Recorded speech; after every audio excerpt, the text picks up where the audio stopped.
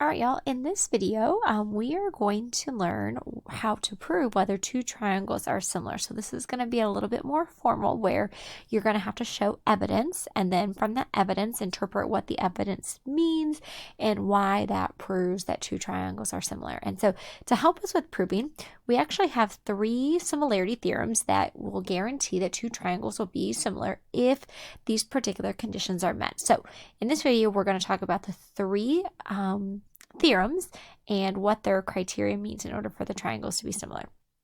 So our first one is called side-side-side similarity statement.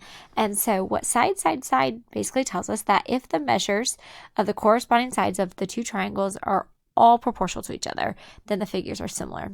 So what this means is if I create ratios of the corresponding sides, so if I look at my triangle similarity statement, it says that triangle AB would be, or side AB would be corresponding to side DE. So if I set up a ratio, I would have 18 divided by 15.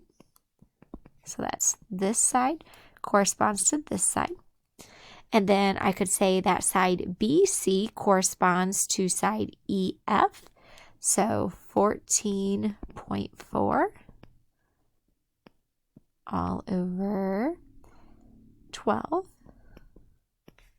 So this one, so EF corresponds to BC.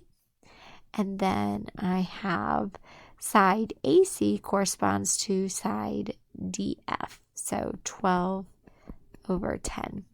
And if I simplify each of these ratios, they all would equal 1.2.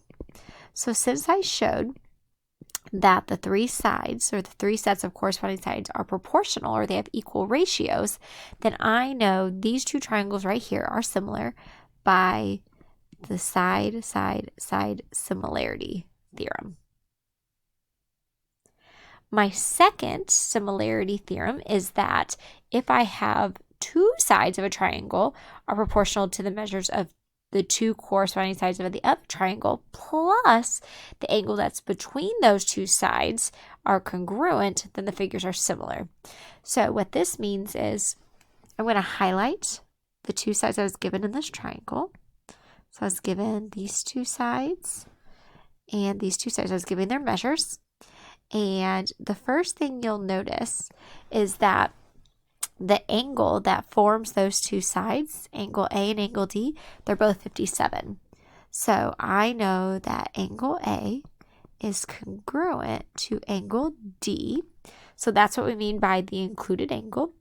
And then if I look at the 2 sides that I have for each triangle, if I set up a ratio comparing those 2 sides, if the ratios are equal and the angle between them are congruent, then I know that the triangles are similar by side angle side similarity. So if I set up side AB, which is, let's see, I'm going to go AB. It helps me. I like to use the little squiggle sign to help me match up my sides. So AB corresponds to DE. So 18 over 15. And I need to see if that equals. And so if I compare DF to AC, so these 2 correspond. So that would be 12 divided by 10. And if I simplify both of them, I'm using the same numbers as above. Both of those ratios equal 1.2.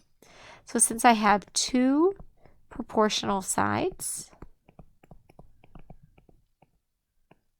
and I have the included angle of those 2 sides, then I know these 2 triangles are similar by the side angle side similarity theorem. And then the last similarity theorem I have is called angle-angle.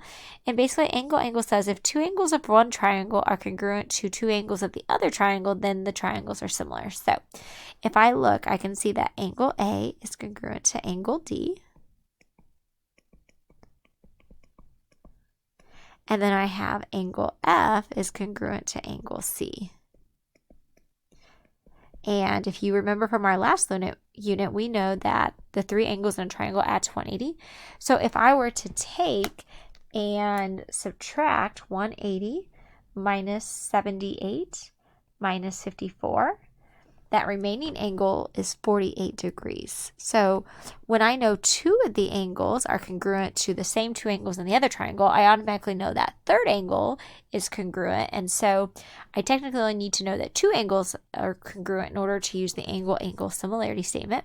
So since I was able to name two angles, I can say triangle ABC is similar to triangle DEF by the angle-angle similarity statement.